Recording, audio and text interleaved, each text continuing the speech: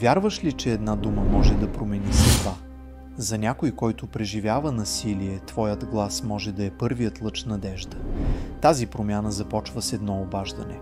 Фондация Асоциация Анимус поддържа горещата линия, където над 1000 разговора на година са превърнали страха в надежда. Това е мястото, където промяната започва.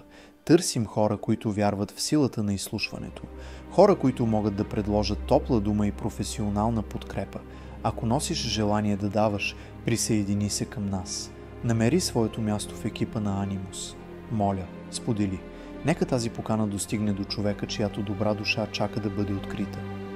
Нашата фондация Асоциация Анимус подпомага жертвите на домашно насилие с редица социални услуги, които осъществяваме и на година имаме около 2000 жертви, които подпомагаме. Това са години наред, а това са хиляди, които сме помогнали.